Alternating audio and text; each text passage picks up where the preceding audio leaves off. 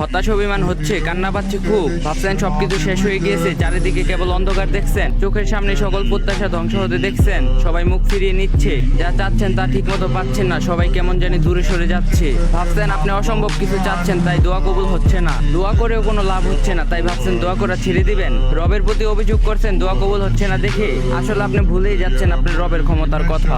মনে রাখবেন তিনি আল্লাহ আদম আলাইহিস সালামকে মা বাবা ছাড়াই সৃষ্টি করেছেন। তিনি মুসা আলাইহিস সালামকে ভয়ঙ্কর শত্রুর ঘরেই লালিত পালিত করেছেন। মরিয়ম আলাইহিস সালামকে স্বামীর মধ্যস্থতা ছাড়াই সন্তান দিয়েছেন। বৃদ্ধ জাকির আলাইহিস সালামকে বন্দা স্ত্রীর মাধ্যমে সন্তান দিয়েছেন।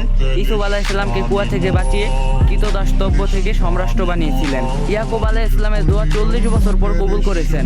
এভাবে তিনি আপনার চারপাশে প্রতি মুহূর্তে হাজারো অসম্ভবকে সম্ভব করেছেন। তিনি নিশ্চয়ই আপনার দোয়া কবুল করে নেবেন। ভুলে যাবেন না তিনি বিশাল আরশের মালিক, তার কাছে অসম্ভব বলতে কিছুই নেই। নিশ্চিতভাবে আপনি সঠিক সময় সবকিছু পেয়ে যাবেন ইনশাল্লাহ। শুধু ধৈর্য ধরুন, তার উপর ওয়াকুল করুন এবং তার কাছে চাইতে থাকুন। আপনার রব জানেন আপনার জন্য কখন কি মঙ্গলজনক, তাই থেমে যাবেন না, হতাশ হবেন না, দোয়া কবুল করতেই থাকুন। আজকে না হোক একদিন ঠিকই হবে। ওয়াল্লি শেষ হাসিটা আপনি হাসবেন ইনশাল্লাহ। আর ভিডিওটা ভালো লাগে কপি লিঙ্ক আর শেয়ার করে দিবেন, কারণ